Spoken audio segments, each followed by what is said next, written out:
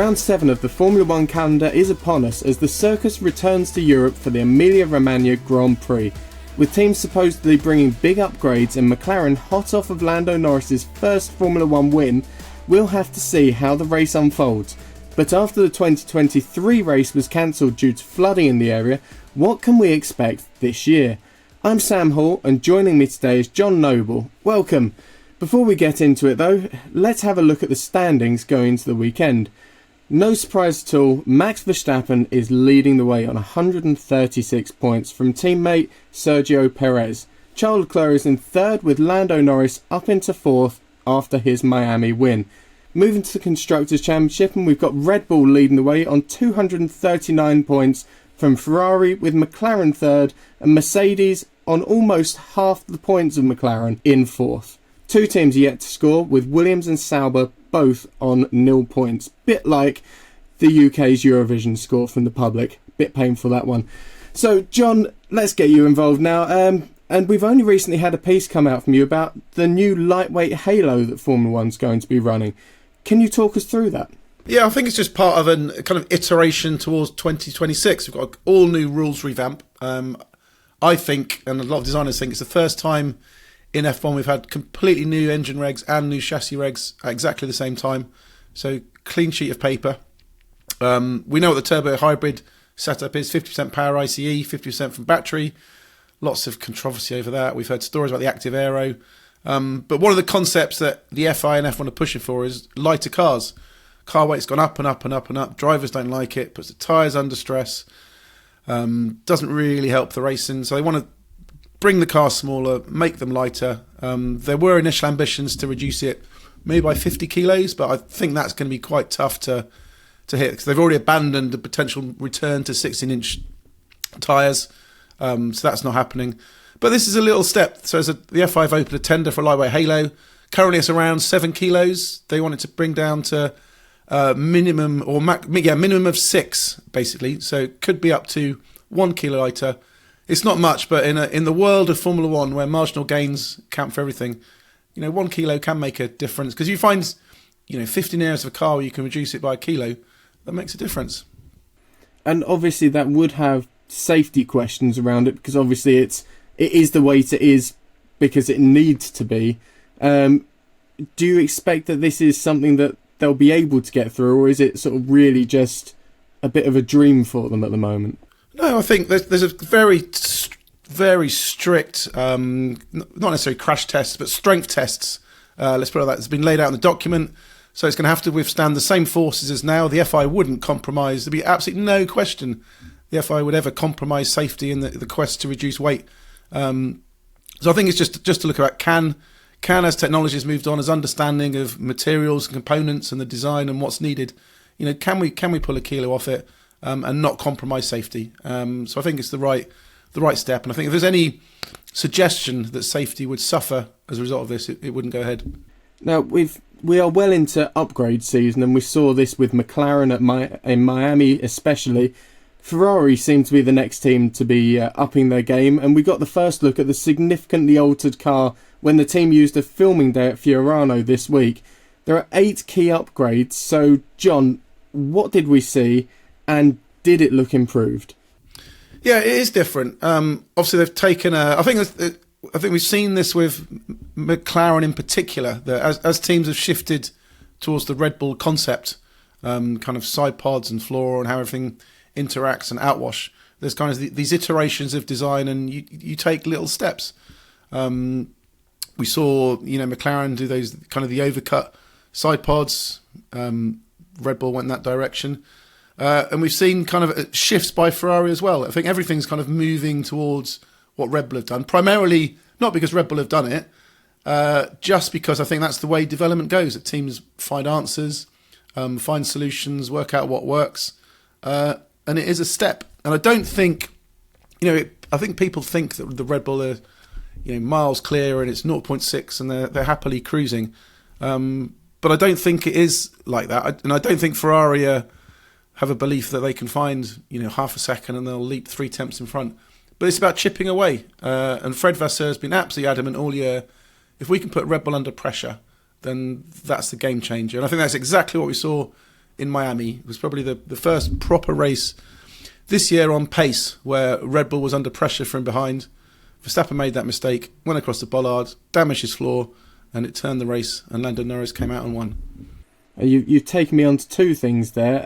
So you've been speaking to Fred Vasseur. So what does he think of these new upgrades, and what's been going on in the land of Ferrari? And do you think that Ferrari can catch Red Bull similar to what McLaren did, so they can be there if Max makes a mistake?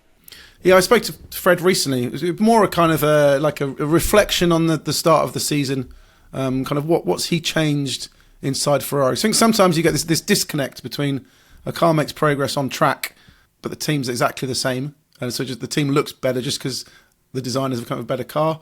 Or sometimes teams get better and it's not shown in the car, and sometimes it's both. And I think at Ferrari we're seeing both elements have come together. Better car, more consistent in races, better tyre degradation, which then means, the pit wall, for example, isn't necessarily needing to roll the dice as often to try to overcome car deficiencies. So the pit wall can work in a calmer way. And it all kind of, these things that all interact. And as I said earlier about the weight and marginal gains, this is what Ferrari are into. And I think the most interesting thing that stood out from what he told me was just he wanted Ferrari to get into this mindset of basically risk-taking, being more aggressive and on the front foot. He thinks Red Bull, there's no magic bullet to why the RB20 is so brilliant. It doesn't have 50 more horsepower. It doesn't have 20 more points of downforce. It is just brilliant in all areas.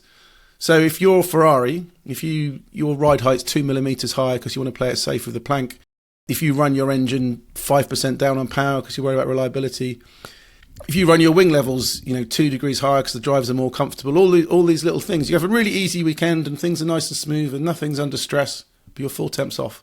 So what Fred wants is to them to push those margins, make everything go harder, except that sometimes we'll go too far.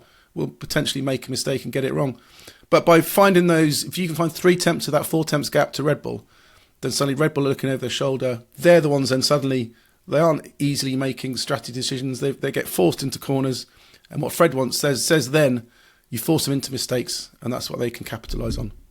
And we've seen Ferrari in recent years, I think it's fair to say, have made a few strategic blunders, and perhaps that's put them or made them err on the side of caution.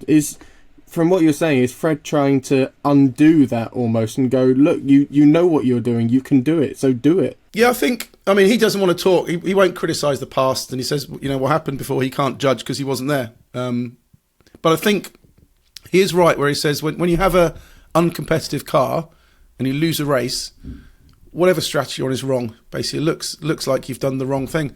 If your car's, brilliant. Look at Red Bull with the dominance that cars had at times. Red Bull could do a 2-stop strategy or a 3-stop strategy or a 1-stop strategy, or come in 5 laps too late or too early. It wouldn't matter. It would end up delivering the same result, and it's the right strategy. So I think there's a balancing act to be had between the competitiveness of the car and the ease by which the pit wall can operate.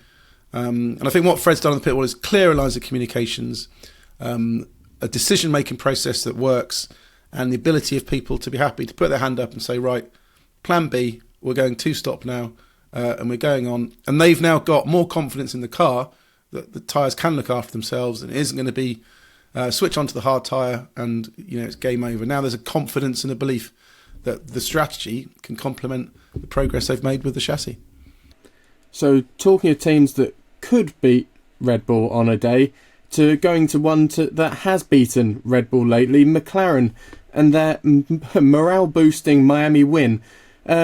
Was it a one-off performance from Lando, or do we think that McLaren are now there and could be there on a regular basis? Because Oscar Piastri, remember, was showing pace and could have had the win for himself until the pit stops came. Yeah, we've seen an awful lot of promise from McLaren over the start of the season. It's clear they've had weaknesses in low-speed corners, and they've had some weekends they've been confused, like China. They didn't really understand why things didn't click as well for Piastri, for example. And then other weekends they're expecting to do well. Like Japan, for example, high-speed corners were supposed to be brilliant, didn't quite click. So there's all these kind of kind of chasing answers to why they're quick in certain areas and not quick in certain areas. They go to Miami and we see these amazing flashes of speed from that McLaren. We saw it in sprint qualifying. We didn't see it in the sprint race. Then we saw it in Q2 with Lando. Then he didn't quite get it right in Q3. So there were all these potential signs of promise. Then a brilliant race performance. And sure, there was, an element of good fortune in terms of that timing of that safety car. If it come out one lap earlier, Carlos Sainz potentially could have been in front. But equally, Lando stretched his legs and pulled clear and won by a decent margin.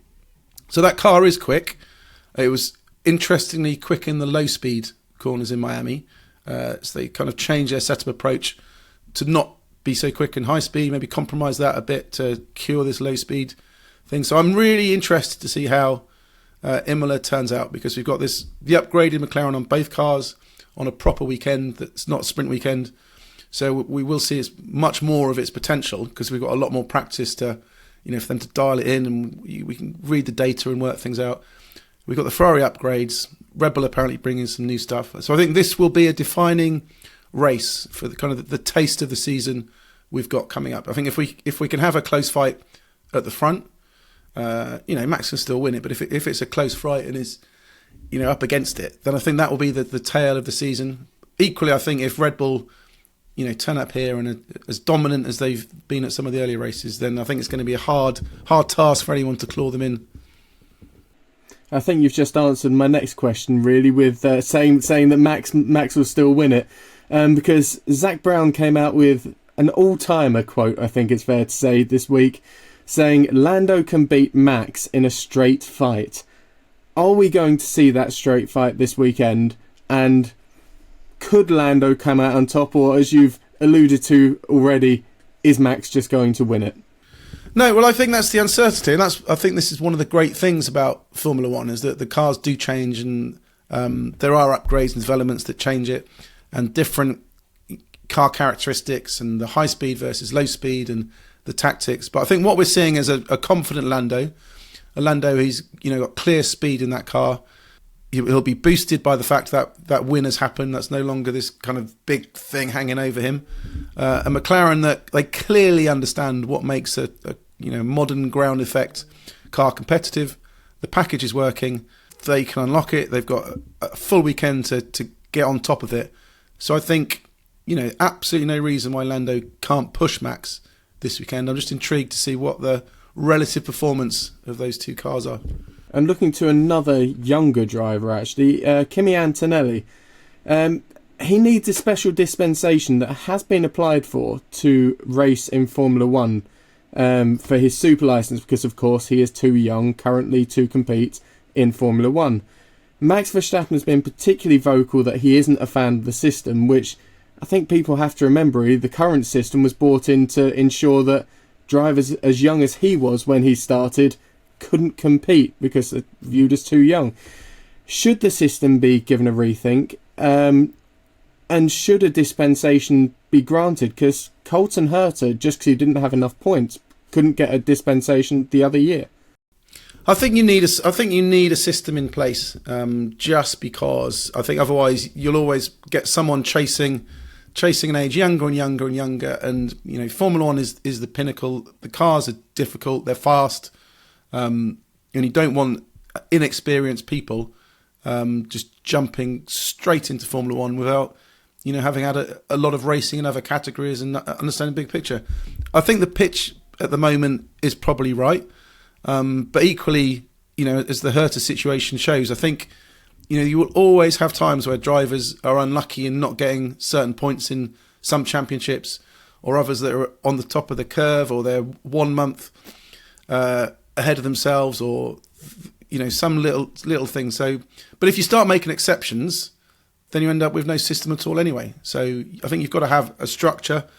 I don't think being 18 to be in Formula One is setting the bar too high at all. And there are restrictions about Formula 2. I mean, I think from what I understand, I think you've got to do six events anyway in Formula 2 before you can get anywhere near an F1 super license. So that bar still hasn't been hit. So I think it is right. There is a progression. And I think it's also healthy for the junior categories that drivers do come up, do race in junior categories and add value to that. Otherwise, you'll just end up with, teams pulling out carters, skipping all the junior categories, which then also, potentially devalues those categories as the racing ladder on the way up to the top. But do you think that there will be dispensation given on this one? No, because I think the dispensation request was kind of down to a bit of miscommunication, let's put it, between Mercedes and Williams about what to do. And we don't know how serious it was, whether it's a practice license or a proper super license. And I think Toto Wolff has been absolutely crystal clear. Antonelli is being prepared for a future career in Formula One, and that preparation is in Formula 2. It's not in racing in Formula 1 at the moment. So moving on to Red Bull, we've talked a lot about them without actually talking about them yet. And Ford seemed to have given them a bit of a vote of confidence on their engine project, where they said, we're on a steep learning curve where we've got 70 years of disadvantage to Ferrari, but we've got a great group of people. Is this vote of confidence something that Red Bull needed, or is it just really sort of blowing smoke and going, we're not going to be as bad as you might think, this won't be the turn-off that you may have expected? I don't think Red Bull or Ford are under any illusion that it's going to be easy, that they can just kind of work on a new engine project and guarantee they hit the ground running straight away. But I think there's an awful lot of experience that Red Bull have brought on board. I think Christian Horner talked about, was it 200 staff he brought across from Mercedes? So he's hired some big hitters that throwing a lot of money at it. I've visited the factory just ahead of the British Grand Prix last year. Very impressive. Stuff was up and running, engines already on the dyno. So I think they know what they need to be doing. They know what they need to be hitting. They know what a current competitive engine is with the Honda. And there'll be good estimates of where they kind of targets, and teams kind of know where others are at. They don't get a definite figure on, Mercedes will be at this horsepower and Ferrari will be here, but there'll be whispers and staff moving around, and everyone will know kind of what ballpark you need to be in. Red Bull and Ford say they're in the right, hitting the targets they need to hit at the moment. Obviously, there's still a long way to go. And I think, there is that lack of experience of running an engine project and getting up and running, and the challenges that come from doing it, especially for a Red Bull team that, has been so brilliant as a, customer, even under its kind of Renault era when it was their works team. It was still a customer team, but it did it brilliantly.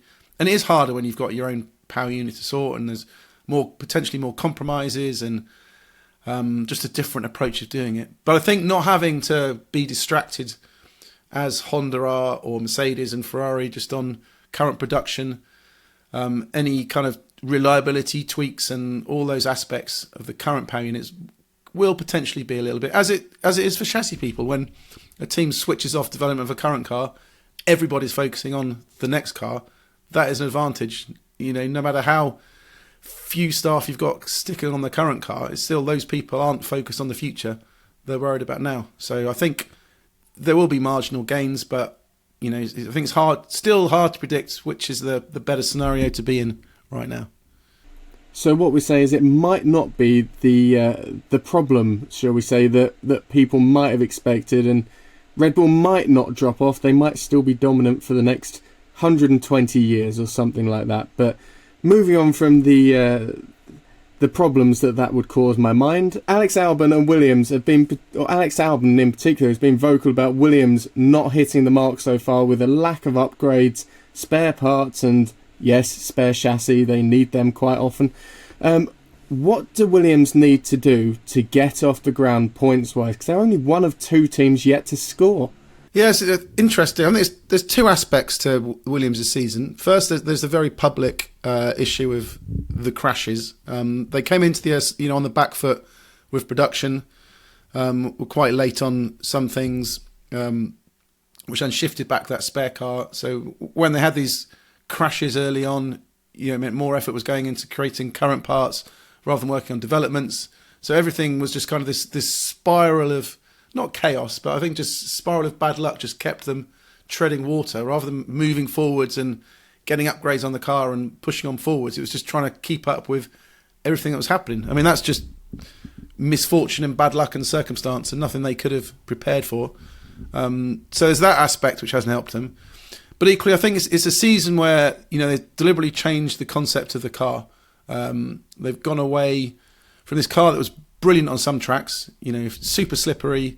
So venues like Monza, for example, Canada, low downforce, decent braking in a straight line. That car was excellent. So the peaks were great, and it could pull off some giant killing performances. And Albon was sensational at holding cars back and getting the points.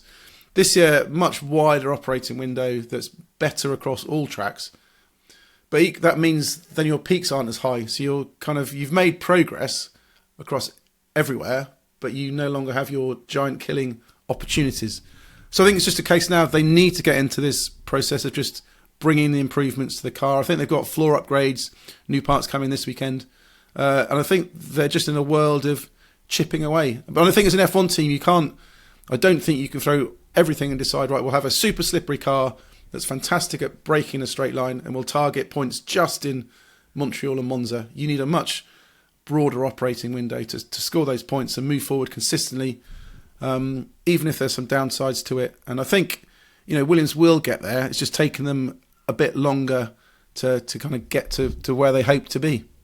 But given the rule changes coming in for 26, is it something they really should have done?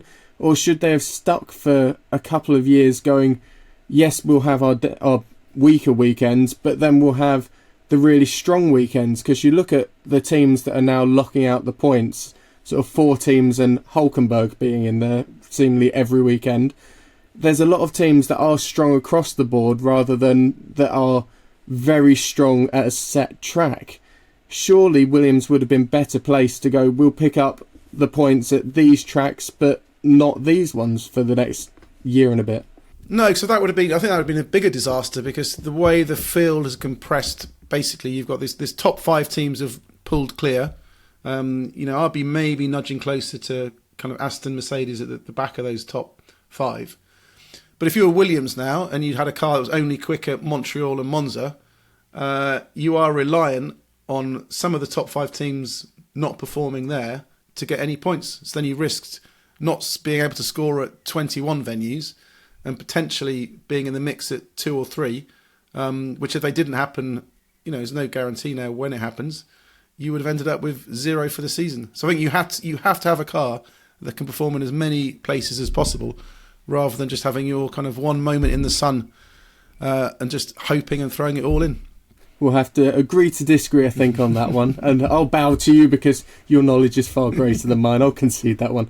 It's been 2 years since we last raced at Imola. And before that, F1 only raced at the track 3 times since 2006. And what a race that one was. There's not loads of experience here compared to the real mainstays of the calendar. So what are the expectations for this weekend? I think the key focus is going to be on that fight between Red Bull, Ferrari and McLaren at the front. How are those upgrades going to perform? It's a lot more low speed this circuit. All the chicanes, which in theory shouldn't suit McLaren, but McLaren then seems to have made a step in Miami in terms of exploiting the low speed a bit better. So I think we're going to get a lot of answers in terms of where are these cars stacking up, where are the strengths and weaknesses, and what sort of championship fight have we got? Because I know people think it's all over and Max is gone and nothing can stop him.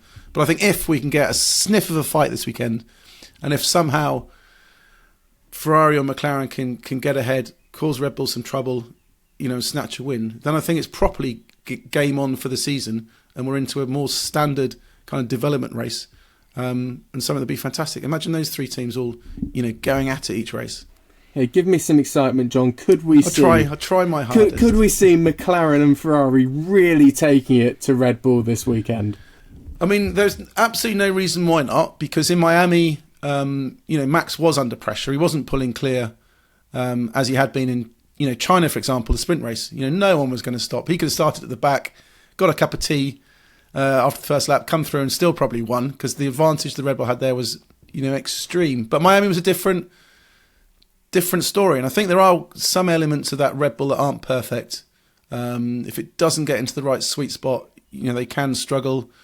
So maybe things aren't comfortable. And if Red Bull are being pushed, which they haven't been for a little while, then, it opens the door to set up mistakes, opens the door to Max making mistakes, opens the door for strategy errors. And those are the things that can turn Grand Prix these days.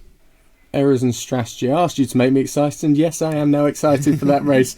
So thank you for joining me, Jon, and thank you for watching. Make sure you stay tuned as we head into the Imola race weekend, and check out the Autosport podcast for more pre-Imola discussion. And also be sure to check out the new episode of James Allen on F1, a podcast on the Autosport channel and wherever you can find podcasts. We'll be back at the weekend to go over everything that happens in Imola. But until then, thank you for watching.